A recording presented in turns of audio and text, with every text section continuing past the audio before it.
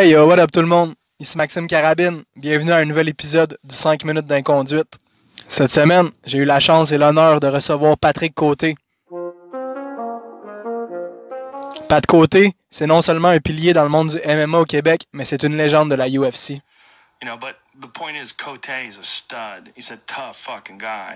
Tu comprendras, mon jeune, on n'a pas pu faire l'entretien dans mon accent. Impossible de garder 2 mètres de distance ici. Le Pat, il était assez gentil pour m'ouvrir les portes de son centre d'entraînement, ce qui nous a permis de garder un bon 2 mètres de distance puis de vous offrir du contenu de qualité. On a parlé de persévérance, on a parlé de se relever après un échec, on a parlé de bien des affaires, les jeunes, je vous en dis pas plus. Bonne écoute. What's up les petits jeunes?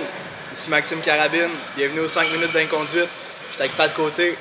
Merci mon Pat, il m'accueille dans son centre d'entraînement, le XPN sur la Rive-Sud. Il vient de révisiter, c'est super cool ici. Pat, merci beaucoup d'être là, man. Ça fait plaisir. Je suis vraiment enchanté. Écoute, j'ai étudié ta carrière de fond en comble. Je connais tout ce qui s'est passé, fait que je vais essayer de faire un petit résumé. Je vais pas te faire répéter tout ce que tu as dit dans les autres podcasts. La cassette. Ouais, exactement. Fait que tu as quitté, disons, l'armée 2003-2004. En 2004. Ouais. Là, tu avais quoi? Tu avais peut-être 3 combats pro? J'avais 5 combats pro. Ouais. Quand je suis sorti de l'armée, c'est quand je me suis battu contre Tito Ortiz. Exactement. Ouais. Fait que là, tu affrontes ton idole. Exact. Ton chien s'appelait Tito. Absolument. Mais tu n'avais aucune idée que tu allais l'affronter. Tu étais censé pogner un gant sous carte. Marvin Eastman. On Ouais. se faisait me battre contre lui quand il n'y avait pas un crise de chat dans la foule. Tu Ouais. comprends, là? Puis 4 jours après, ben, j'étais face au gars qui était mon screensaver qui voulait m'arracher la tête. Et ça, c'est une belle leçon à retenir, les jeunes. Toujours prendre les opportunités qui viennent. Big Pat, il aurait pu dire non, t'es-tu malade? C'est sûr, je vais pas voir Tito, c'est un Mongol. Il a dit non, je vais y aller. Je suis capable, puis c'est une opportunité à saisir. Puis Chris, ben, comme tu dis, ça t'a servi tout au long de ta carrière parce que la UFC te remercie pour ça. Puis t'as donné toute une performance. T'étais censé te faire rincer. Pas à peu près. Puis t'as fait les 15 minutes. Je t'ai pas supposé t'en là plus que tu l'as 30 droppé. secondes, puis j'ai droppé, mais tu sais, on se parle aujourd'hui, puis j'ai ça aujourd'hui, j'ai tout ce que j'ai aujourd'hui à cause justement de les dit oui ce jour-là. Tu sais, moi, la chance, je crois pas bébé à ça, là, je crois aux opportunités, t'apprends ou t'apprends pas. Moi, j'ai décidé, OK, j'étais peut-être jeune, naïf, puis un épais dans ce temps-là, mais pareil, on a dit oui pareil, puis on est allé là, puis écoute, swing for the fence, man, puis on a fait ce qu'on a pu, puis à la fin, ben, ça a donné ça, puis on se parle aujourd'hui à cause que j'ai dit oui. Yes, exact. Fait que c'est ça, tu te bats contre Tito Ortiz. Chris, tu fais une performance très, très correcte. Fait que là, les gens de la UFC, crime, c'est qui ça, pas de côté? On va donner une coupe de combat. Tu perds tes 2 suivants, fait que tu es obligé d'aller te battre dans une autre ligue. Ouais. Ce qui se passe plutôt bien à ce niveau-là quand tu vas dans l'autre ligue. Tu es appelé à faire Tough, qui est la série télé-réalité du MMA de la UFC. Ce que tu as bien aimé, ce que j'ai pu comprendre quand j'ai vu tes entrevues, tu as adoré ça. Ben, écoute, moi j'avais 26 ans, on restait dans une maison de 3 millions à Las Vegas, on mangeait des steaks à 40$ à tous les soirs, on s'entraînait 2 fois par jour avec Randy Couture, Georges Saint-Pierre, Chuck Liddell, Matt Hughes était là, Rich Franklin était là, tu sais, je veux dire, moi j'avais pas d'attache, j'avais pas de famille, j'avais passé 7 mois en Bosnie déjà, fait que moi être confiné dans une maison, pas de télé, pas de musique, puis à m'entraîner, puis à manger du steak à 40$ tous les soirs, c'était pas si pire que ça. Non, c'était bien correct, man. Puis tu t'es rendu jusqu'en finale du Ultimate Fighter, que malheureusement t'as perdu. Mais encore une fois, tu t'es fait tout un nom en te rendant jusque-là. Fait que là, la UFC t'ont rembarqué, puis là, t'as eu une bonne run. Ben là, ils m'ont donné ma dernière chance. Parce que, tu sais, moi, ce qui m'a sauvé, pour vrai, puis je vais toujours le dire, puis je n'ai pas honte de ça, parce que j'étais un Canadien français. Ils voulaient avoir de la diversité dans l'UFC. Tu avais Georges qui était sur une méchante run, puis qui commençait à devenir de plus en plus populaire. Tu avais David Loiseau qui commençait à descendre un peu. Fait que, c'était important de garder le marché canadien-français avec Georges. Fait que ça m'a aidé, ça, moi. Parce que moi, j'ai perdu mes 4 premiers combats au UFC, puis ils m'ont quand même donné une autre chance. J'ai été chanceux. Aujourd'hui, c'est sûr et certain que ça n'arriverait pas. Puis je me suis battu contre Scott Smith. J'avais comme l'espèce de malédiction de l'octogone. Je disais, fuck, man, j'ai une curse, man, j'ai une curse de l'octogone du UFC. Je donnais tout des bonnes performances. Contre Joe Darkson, je l'ai tabassé pendant 2 rounds et demi. Il s'en souvient même pas du combat. Je parle encore à Joe Darkson. Il ne se souvient pas en tout de ce qui s'est passé, mais il a réussi à me choquer pareil au 3e round. Contre Chris Lieben, on s'est tapé sa gueule pendant 15 minutes. Un des meilleurs combats de 2006. Puis j'ai perdu par décision partagée. Fait que, tu sais, j'avais tout le temps un petit edge que je n'étais pas capable de faire. À un moment donné, c'était la curse. J'étais là, OK, ça. Puis finalement, quand j'ai battu Scott Smith, ça m'a comme tellement enlevé de pression sur ses épaules. je suis parti sur une run jusqu'au combat de championnat du monde. Oui, exactement. Fait que 4-5 victoires que tu as enchaînées pour finalement affronter Anderson Silva en direct de Chicago. Ouais. Tu étais encore très jeune, tu avais genre 26 ans peut-être? J'avais 28. 28. Ce qui est mon âge, qui est très très jeune, je me verrais pas me battre contre Anderson Silva, qui se bat encore à ce jour. Est-ce que tu trouves ça spécial? Ah oui, je pense qu'il étire un peu. Là. Ouais, mais tu sais, c'est pas. Tu peux pas jouer à ça. C'est un sport ultra dangereux.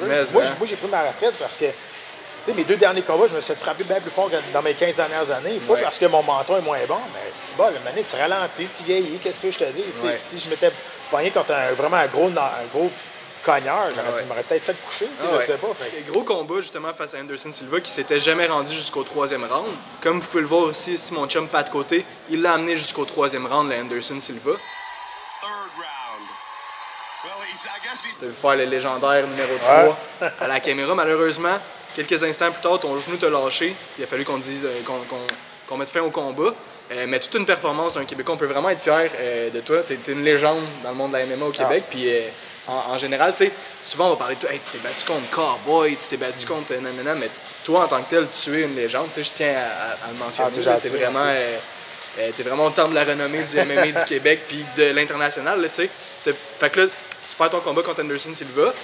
Tu as enchaîné 2 défaites, tu es sorti, tu es allé te remonter une fiche, tu es retombé dans l'UFC. Fait que, jamais lâcher les jeunes, pas de côté, c'est tout un exemple de ça, la persévérance, croire en soi, jamais lâcher. Puis, tu veux, honnêtement, c'est ça que j'ai le plus c'est ça que je suis le plus fier de ma carrière. Je me suis battu contre Tito Ortiz, je me suis battu pour le main event. J'ai coaché Tough, j'ai participé à Tough.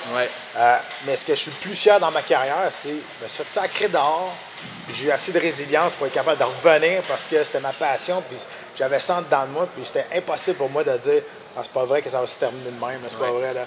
Puis, tu sais, c'est rough. Là. T'sais, je me bats pour le championnat du monde à Chicago devant 20 000 personnes. 2 ans plus tard, je me bats à Boisbriand devant 500 personnes.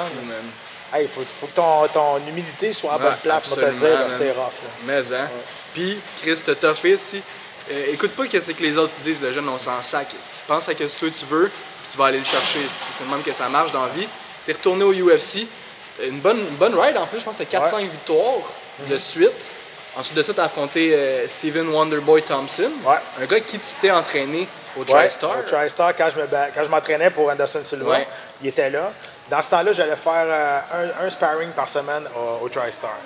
Parce que Georges battait aussi. Puis, on s'aidait pas mal dans ce temps-là, les Québécois.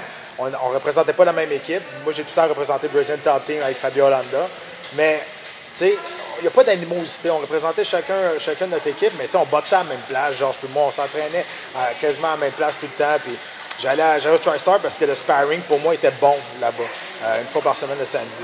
C'était vraiment du très, très bon sparring. Puis, Stephen Thompson, je me suis battu avec lui. Puis, avant, là, à peser, on l'a vu, on a niaisé ensemble en face de l'autre. Puis, son père, je le connais super bien. On s'est vu avant la pesée. On s'est serré d'un bras. Puis, on était des amis. C'est de la business à un moment donné aussi. Quand tu as commencé, tu étais un background de boxeur.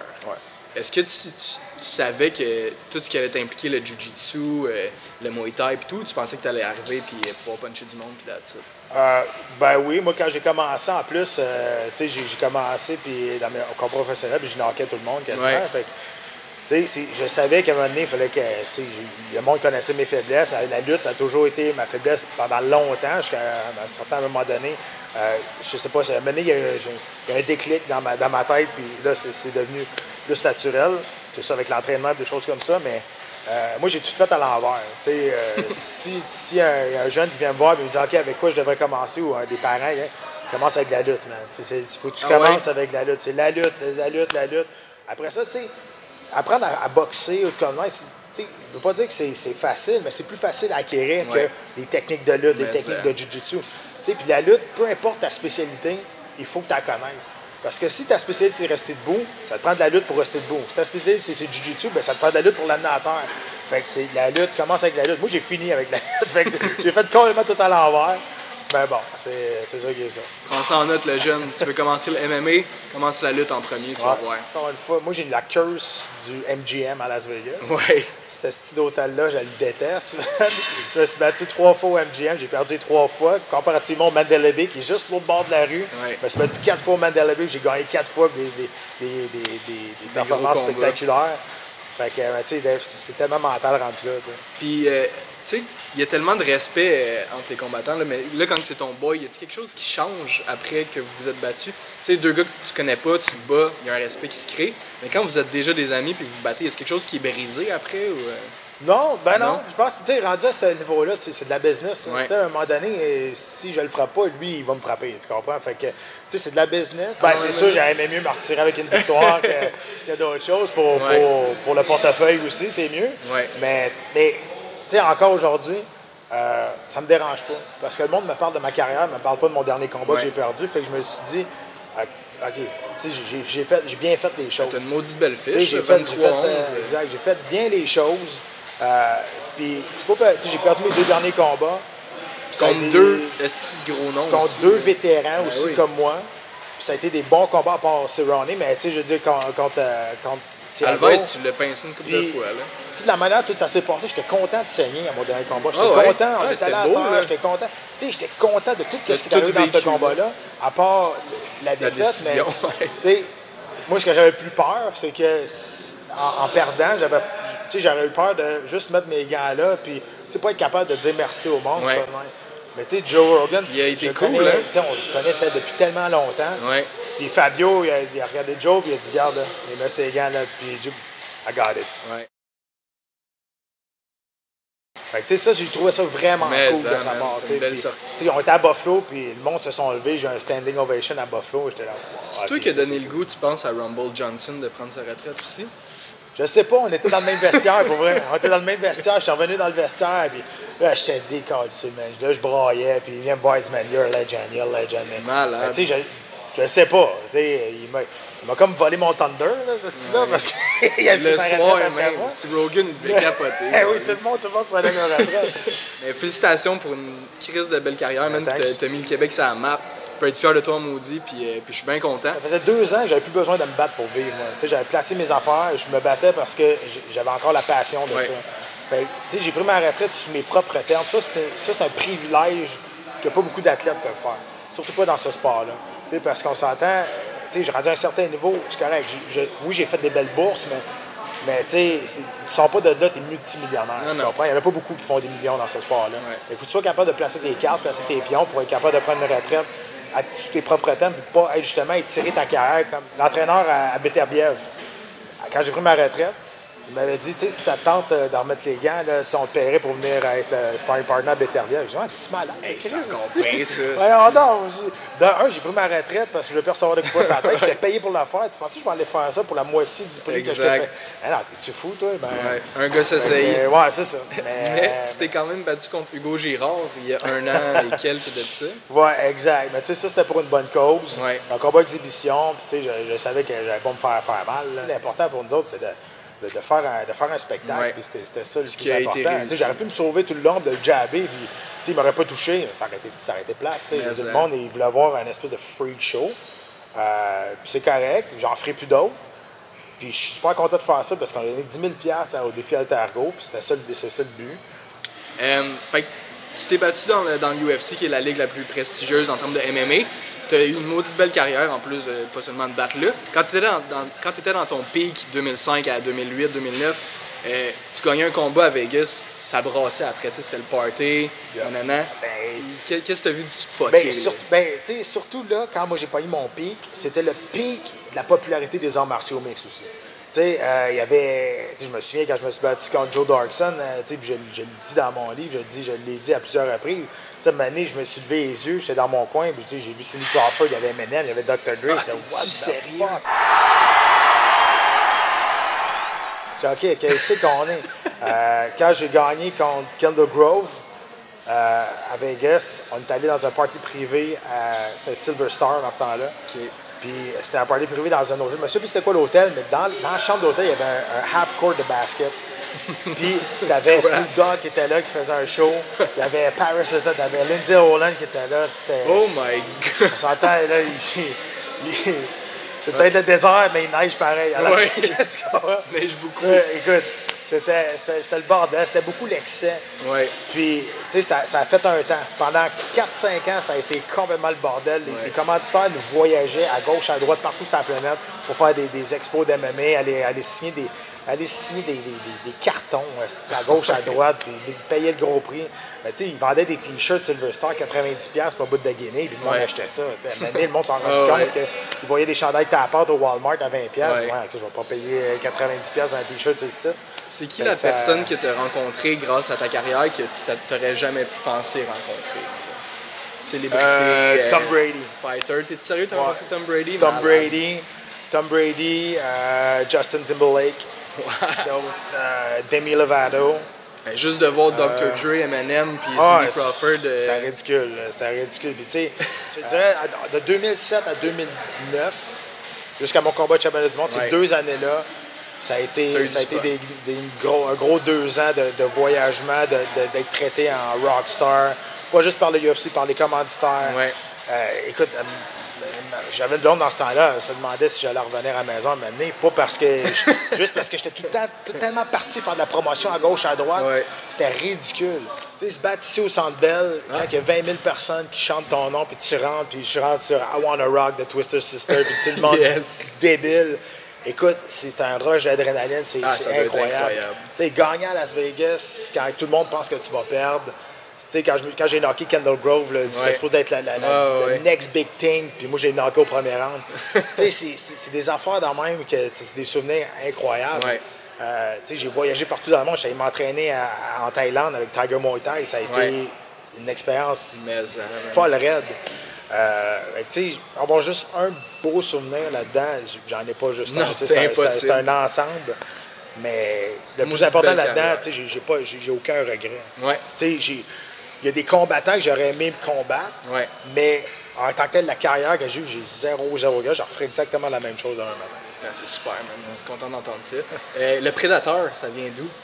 Ah, écoute, c'est pas une histoire extraordinaire. Là. Quand j'ai commencé à Québec, je m'entraînais avec Tim Mignon. J'étais vraiment pourri. Moi, je n'étais pas supposé d'être un athlète dans la vie, là, on s'entend. Même si j'ai fait du sport toute ma vie, j'étais dans le moyen. Tu comprends? J'aimais ça, faire du sport, mais je n'étais pas un grand athlète. Je n'étais pas né pour faire ça, j'avais pas de qualité innée pour faire ça. Puis quand je commençais à faire du jiu-jitsu, j'étais vraiment pas bon. Puis après chaque entraînement, je voulais tout le temps avoir un autre partenaire pour m'entraîner, pour m'améliorer.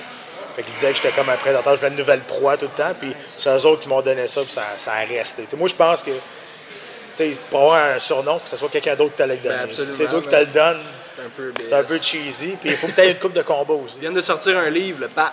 Je t'invite à aller lire ça, les jeunes, c'est bien la lecture. Si tu travailles là-dedans, tu en apprends beaucoup. Si persévérant, le petit Québécois, juste ici à côté de moi.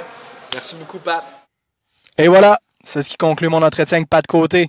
Un gros merci de m'avoir accueilli chez vous, Pat. C'était super le fun. Je suis sorti de là, gonflé à bloc. J'espère que ça vous a plu, les jeunes. En attendant, continuez de faire vos push-ups et vos set-ups. C'est bien important.